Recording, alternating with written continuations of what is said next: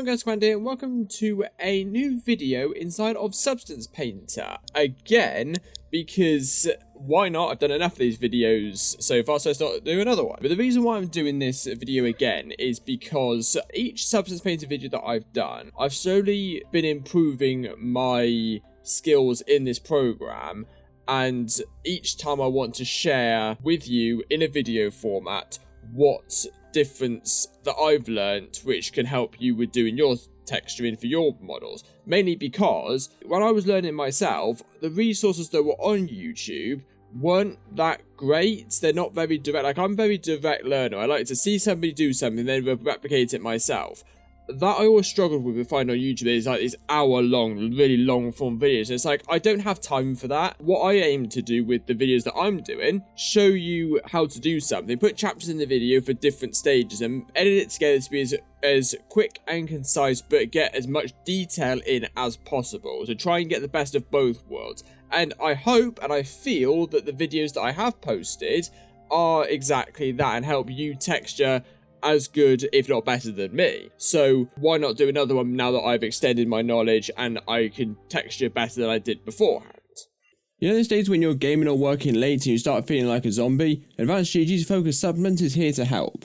Unlike other energy drinks that hit you with a sugar rush and leave you crashing afterwards, AdvancedGG uses clinically proven ingredients for smooth, sustained energy and focus, giving your brain extra fuel without any weird jitters or the inevitable crash. They have a wide variety of flavours without any artificial dyes or fillers. Visit the link down below or use offer code PRIME10 for 10% off your order. So, we're going back again to doing a Clone Trooper helmet. The reason why we're doing this is just because it's like, I like the Battlefront 2 Clone Trooper helmet anyway. I would do my own, but for the sake of for the specific UV thing, which I will go to in a second, the Battlefront 2 one's a lot easier to texture with. First things first, I want to do some changes to the viewport before I set this model up before I texture it. First thing I want to do is, if you go into the viewport over here, I want to change the environment map to Studio 3. And the reason for that is because it gives quite a nice even studio light, so you can see it in different lighting environments while it's still being quite evenly lit. Like if you use, let's say, like a environment map like this, it's like it works fine. It's good for testing different environments and what your tech model will look like in different environments, but it's not very good for base texture because the lighting is wonky because it's a different color. These different studio lights, they're all right, but they're just like that one I feel is a bit flat. Whereas this Studio 3 lighting, I think, in my opinion, is perfect for most use cases. The next thing I want to do is I want to scroll down and change the focal length to 90. And the reason for that is that it makes the model look a bit more like what it would look like in a cinematic, right? So if I change it back to what it was before, which is 17, it looks okay. It looks fine, and you can see what's going on, but it looks like it's in your face too much. And the problem with that is that if you want to texture it to match it what it looks like in a cinematic that you're making, for example, you want the camera angle to match what you're going to use in Unreal Engine. And most close-up shots, which the close-up shots is where you're going to see the detail of the texture, is going to be in a 90mm focal length, right? Sometimes it could be a bit higher, like if you're extremely close focal lengths in your cinematics are going to be at 120, set it to 120, that's fine. But the problem is with doing ultra detail at 17 is a 17mm focal length, is you're not really going to see the difference. It's going to look weird. Next thing you want to do is you want to go to Activate Post Effects and click Tone Mapping.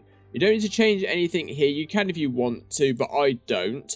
But the only reason why I have Tone Mapping enabled is because of this color profile option. So what you want to do is you want to go to Activate Color Profile, click Profile, and then this ACES UE4 log. Now, this is not a Substance Painter default. You do have to import it, but to import it, you just need to, I'll leave a link to a Google Drive down below with it in so you can download it. And all you need to do is just extract the folder, drag and drop the ACES UE4 log LUT into Substance Painter in the same way that you would import a texture, drag and drop it, and check the undefined to color LUT, and then it will show up in here. And basically what this does is changes the color space to an Aces color space. Now, the reason why that's important is because Substance Painter's default color space and Unreal Engine's color space are different. Substance Painter, to my knowledge, uses linear. Unreal Engine 4 and 5 uses Aces. And the reason why that's crucial is because if you look at you can see the difference now between turning the color profile on and off, right? It's a lot more brighter, but you see the colors are slightly different as well, right? The colors are a bit more vibrant in some areas and darker in other areas. Now, the reason why this is important is because if you do it in Substance Painter's default, let's say, linear color space, when you import it into Unreal Engine, it's going to look different. Brightness or saturation might be slightly different. The markings may be look slightly different in coloration. The base color might be slightly different. If you change it to Aces UE4, and it also works with UE5 as well, you know that pretty much exactly what you're seeing is going to appear in Unreal Engine. So that's why you have to have the, I would advise using the Aces UE4 log, which again, like I said, link in the description down below. All you've got to do, download the folder, extract it, and put this LUT file, drag and drop it into Substance Painter, and then it'll appear in here. Now, what I do want to do is I want to just turn up this white point, because I think it's just a little bit too bright. But even if I just like change it here, I've turned the white point up so it's a little not so bright and washed out, but you can still see the difference.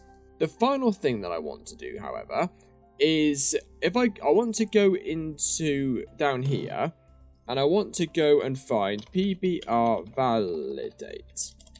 Right, this one here. And what you want to do is you want to drag and drop that and put that on top. Now, you want this to be on top of everything. Now, what this does is it's a smart material kind of thing, but it's basically like a checker. So when you are making your textures, you want to make sure they're not either too dark or too light. This will make sure that doesn't happen. So if I let's see, so at the moment, because there's no textures in it, the white is way too bright. Right, so it's going to show up as red. But if I import add a fill layer, this default, as you can see, it's turned it green. But if I turn this color all the way up, and so it's a bit too as white as it can go, you can see that it starts changing color, and then I change it to red. That is pure white. So if I turn PBR validate off, you can see it's very bright, it's very washed out. So that's the reason why that exists, and you can turn it, and then if I start turning it back down again, it'll start going back to green. So that's probably the borderline for white that you can get before it starts looking really washed out. And even then, I personally now looks a little bit too washed out, so you can turn it down a bit more. But as far as the PBR metallic roughness values are concerned, that is the borderline for white. And it also works for black as well. So if I turn this right down to the bottom, it will go red. And if I turn it off, you see it looks way too dark. But if I turn it up slightly, so it's going to start turning to green, turn this back off, and you can see it's still dark, but it's not black dark. It's a little bit brighter, so you can see a little bit. I think that's personally a bit too dark, so you can, that's what I would say is perfect, but it's still green on the PBR validate. So that's what that's there for. It's more, if nothing else, it's a color checker. Right, so next thing I want to do in regards to setting this up is I want to set up the texture bake maps. So I've got my helmet normal map here. What you want to do is you want to put this into your normal map space, then go to bake mesh maps, and what you want to do is you want to get rid of normal, world space, and ID. You want to keep ambient occlusion, curvature, position, and thickness on. The reason why ID is completely useless because that's just to do with if you set up your model in Blender or 3ds Max or whatever to use ID maps, then you can use that, but most models don't. World space normal, I don't ever really see a point with having it on, but these four I have seen a difference in using them and not using them, particularly ambient occlusion. Curvature you definitely need regardless, and the reason why I've unchecked normal is because I want the baking system in Substance Painter to bake all of these ambient occlusion, curvature, position, and thickness around the normal that already exists. And the reason for that is that if you look at the normal map, you can see all of like the edges and sharp parts and different edges on the model that reflect on the mesh as well in the normal map. So what that will then do is that will then reflect that in the curvature and the ambient occlusion, which will make for better texture baking. But if you have this already in place and you click the checkbox, it will bake the normal over what already exists. So then you want to go into your common settings, change the output size to 4K. You can turn it to 2K if your PC is not so demanding. You can turn it to 8K if you want to, but I don't ever really see the point in doing that. I don't see much of a difference. Check use low poly as high poly mesh, and then check anti-aliasing as 4x. You can do 16 or 64x if you want to, but I don't personally see a difference between them. So I do it x4, so I like having a little bit of anti-aliasing. So then what you want to do is you want to go bake selected textures, and then it will bake the ambient occlusion, curvature, position, and thickness. Shouldn't take too long because it's just one mesh. Also, another thing is that everything that we've done so far with up to this point, you have to do individually with each different mesh that you have in Substance Paint. It won't universally do it for everything. So all of this stuff here with like deselecting the normal map and what have you, you have to do this for every single mesh that's in this list, because otherwise it won't work. It's not universal changing in between. Right, so now we've got the system set up. What I'm going to now do is I'm going to now we can now start texturing. I have a little cheat thing that I've made and somebody else helped me make. And that is, if I go type in main, I've got this thing called main helmet. Now what this is a base metal armor type material that was made specifically for clone troopers in mind, but it also works for other things as well. But in this case, it's going to work perfectly because this is what it was designed for. So if I drag and drop this into here, what you can see is an automatic, like, grungy, dirty, like, wear and tear type material with all these different things built within it. So I'm just going to show you each what is in each of them, so you can have a look for yourself. So I've got smears, scratches, dust, color variation, micro noise, base color, different other rufflers, breakups, and what have you. So that's what it all includes. So if you want to copy it yourself to do for yourself or add stuff to it, then be my guest. You pause the video at any point you want, or scroll up and down just so you can see. If you don't want to copy this, spend time copy this for yourself, in the description down below is going to be a link to my KoFi page where I'm going to be selling this material as is at the moment. So if you don't want to spend ages copying every different value and every different mask from in here, and you just want to do it automatically, it's down in my KoFi page. I don't know how much I'm going to sell it for yet, but it'll be down on my KoFi page, so you can buy it, import it into Substance Paint, and away you go. That's the base of this, and the beauty of this is that it's very, very universal. That's what I like about smart materials. They're very customizable. So if you, let's say, so for example, at the moment, that would work pretty much perfectly for the base of the helmet. But if I want to, let's say, so different parts of the helmet, let's say like black. So for example, so if I copy and paste this, let's say like the brow, for example, and it's black.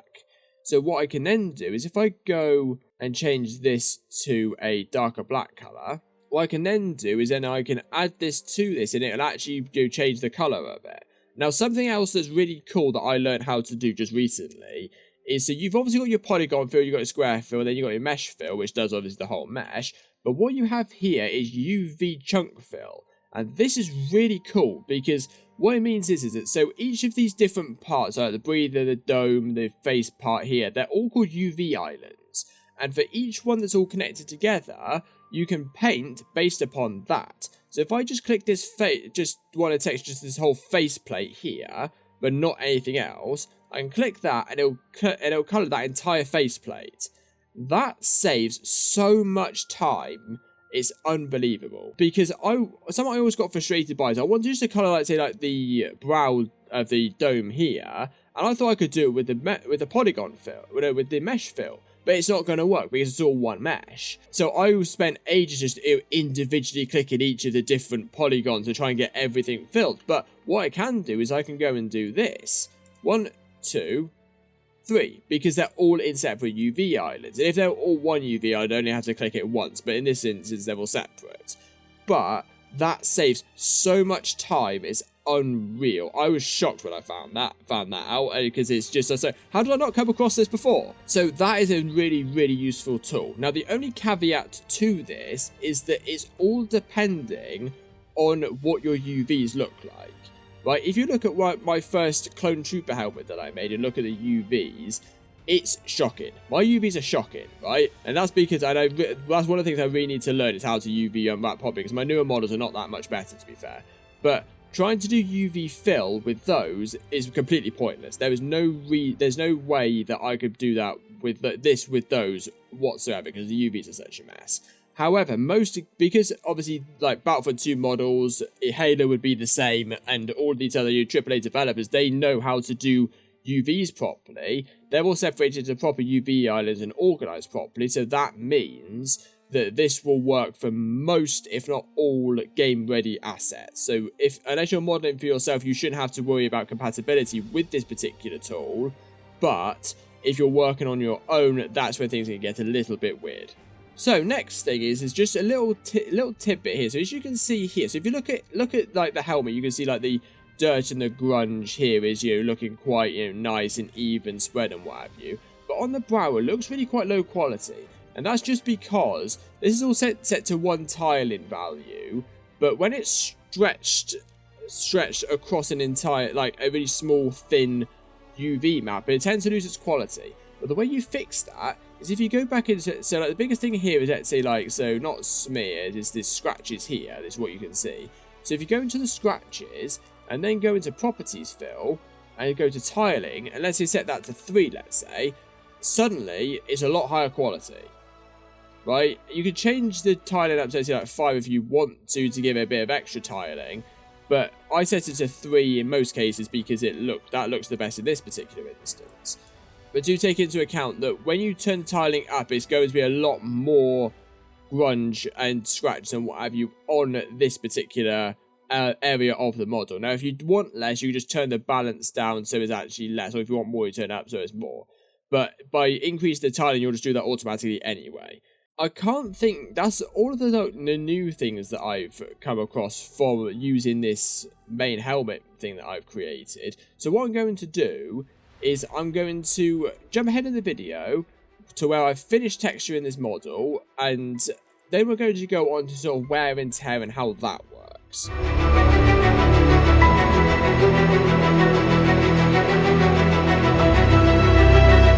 Also, something else I want to touch on quickly, to save any unnecessary hassle, if you've got a base texture and you want to know where all the textures go, put the texture map on top of everything except for the PBR validate. Actually, you can actually put it on top of this, to be fair. But put this on top, because then you actually know where your colours are supposed to go. So just a little tidbit.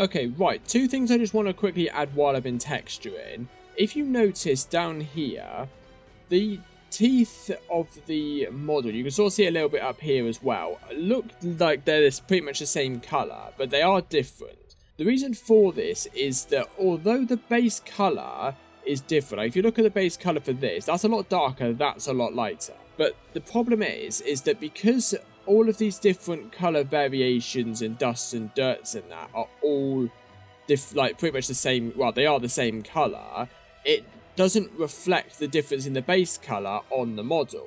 So what you can do, the biggest difference a lot of the time is like the colour variation and the micro noise.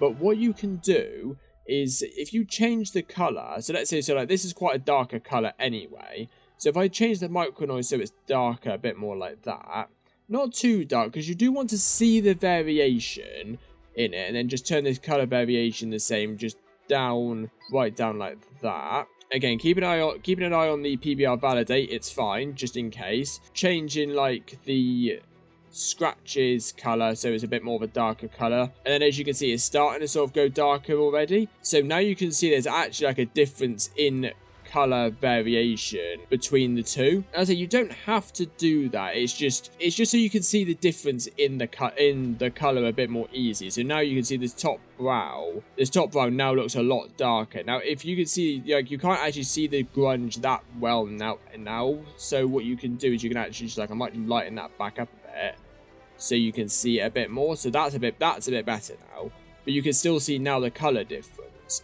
You can now see that although subtle, but the difference is there, and you can see the difference in the color. So that's the reason. So if you do come across something like that, just alter the values a little bit, not majorly, but just enough. Like with the helmets being white, it's not too much of a problem because everything is also, all the colors match. But when you start changing the colors, you start going like with darker colors and things like that, they don't often match all that well. So with the base color that you're changing, so you do have to change the hierarchy above it so that it matches. So the next thing that I want to go over just briefly is about these bits here, right? Now, the thing with this is that, and I'm going to do it the lazy way, but I'm going to show you how to do it properly. You can't do it with polygon fill because the polygons don't match where the vent lines are supposed to be. So what I do is so if I go into my paint fill and I just turn my opacity down to, let's say, 46%, change the brush size so it just about fits this line. What you need to do is just fill these up like this. And the way you do the straight lines, by the way, is if you press shift and drag, you'll then drag into a straight line. And if I get rid of that, if you notice they're a bit like they're curved at the top. So what you can do is if you go into your properties and turn your grayscale down to 1, so what that'll do is that'll then take away paint layers instead of added onto them. If you click, let's say here, and shift drag like that, it then cuts the tops and the bottoms off so they're straight. And so they've got straight tops and bottoms, right? And you do the same thing at the top. So now they actually are looking more like the source than just painting them in straight lines. Okay, so that's about the base colour of the Clone Trooper done. So what I'm going to do is I'm now just going to paint some markings. Now, I don't want to do anything too crazy. I did try to do this recording before, but my recording corrupted, and I did the 500 first, but it just took too much time.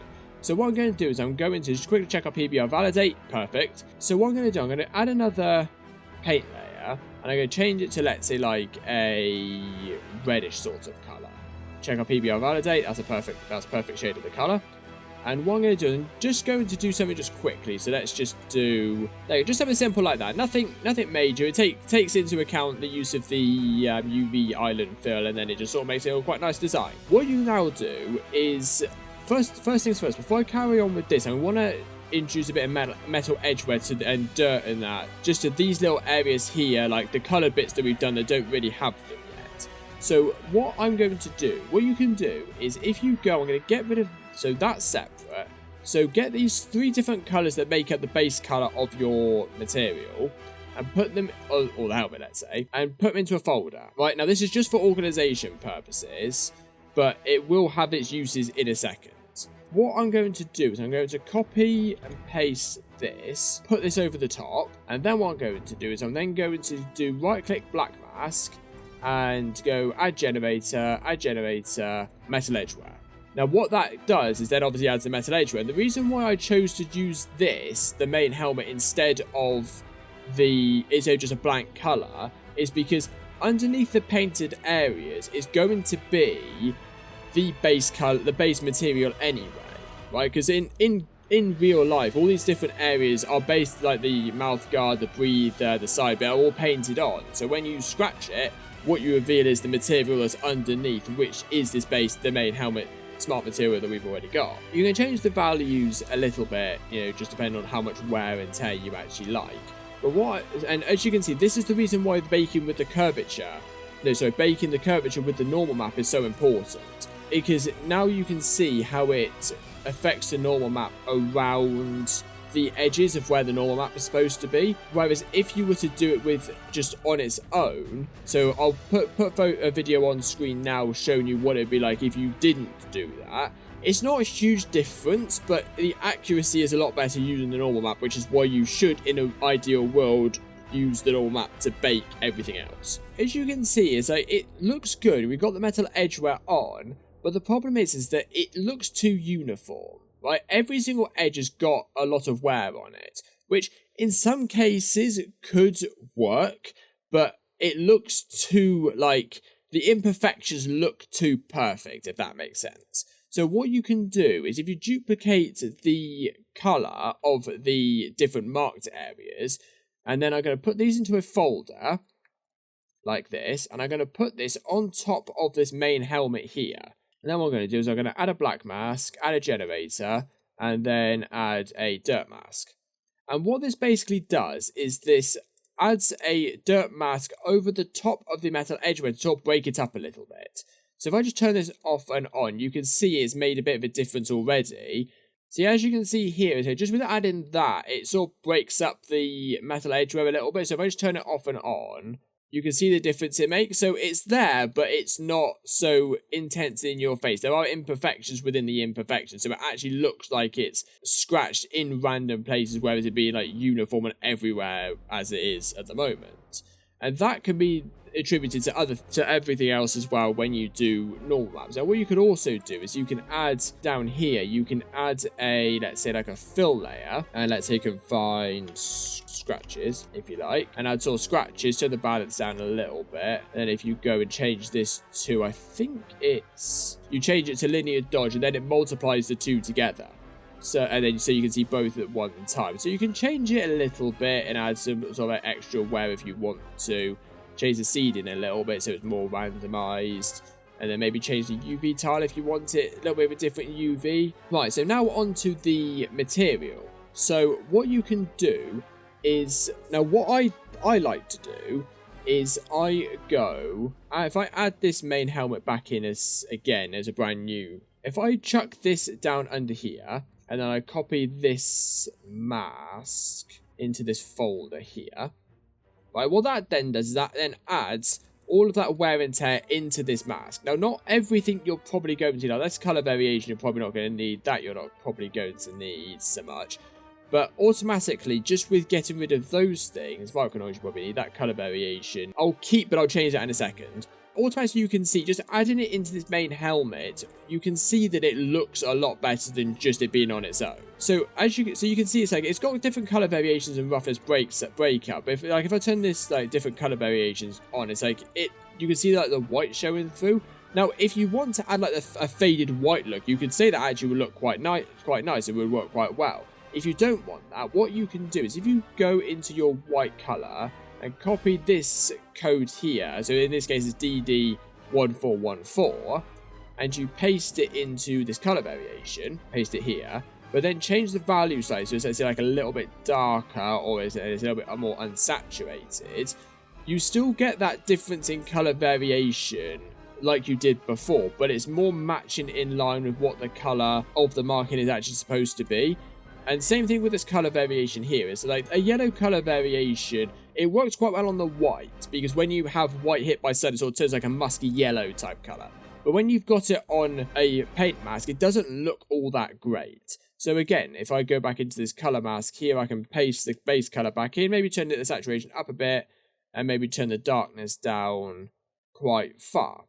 Right, so it's like a deep dark red, and you can see it doesn't make huge amounts of difference, but it's color variation which makes it look a bit more realistic. I think that actually looks pretty good as it is, as far as the color is concerned. You can see as I turn the light around, you can see the micro noise and the different roughness variations in there as well, which is pretty good. I'm quite happy with this. Right, so now what we can do is we can now add some wear and tear. So if I add this to a folder, like we did with the other markings down here, and the principle remains the same. So add it to a folder, get this base helmet, so copy and then paste on top, like that. Metal edgeware looks really good, looks really like, nice, grungy, worn, but it's too uniform. So I'm just going to change the effect of this just so it's not so strong anyway. So turn the contrast down a little bit, so you've got actually a few scratches, but turn the wear level down.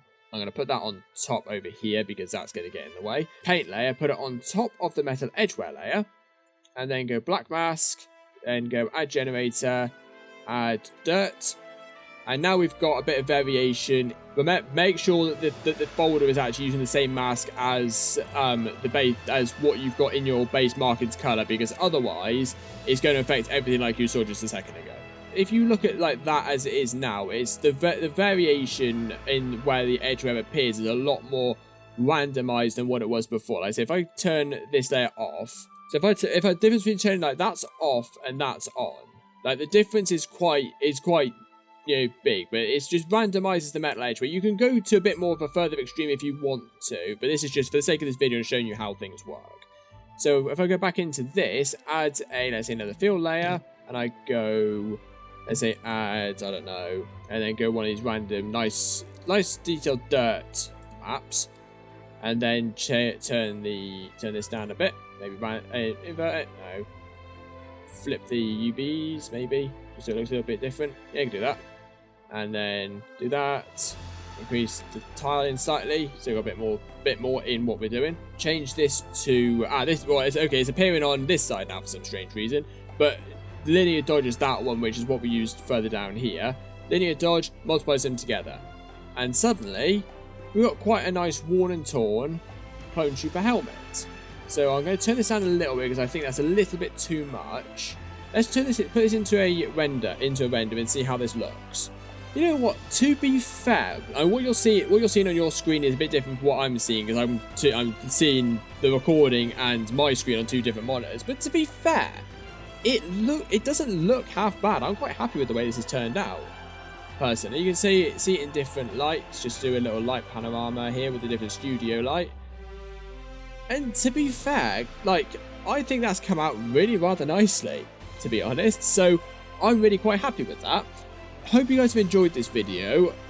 I've been recording for 50 minutes, which surprisingly is actually a lot less than what the full lengths of videos I've seen on YouTube with Substance Painted before have been. So, and it is going to be concise a lot, so it'll probably hopefully be under 30 minutes. But like I said, there's chapters in the video in the description and along the timeline, so you'll be able to see which bits you go and see. I hope you found this video useful and these tutorial videos useful in the past and this current one, because Substance Painter, in my view, is such an easy program to use. Once you know how to use it, you can go flying. So that's all I have time for in this video here. I'd like to thank you all very much for watching. If you did enjoy, don't forget to smash that like button and hit that subscribe button for more awesome gaming tutorial video content. I do have plans to do other type tutorials. I want to overhaul my Unreal Engine tutorial videos because they were really naff when I started doing that, when I did those, and I've got better ideas for what I want to do, but that alongside my other projects is a bit, whatever. But I do have plans for other YouTube videos that I want to do, so if you have any ideas of what you would like to see me do, leave in the comment section down below and I'll try and help you where I can. Beyond that, I hope you guys have enjoyed this video and found it useful. I shall see you all later. Bye.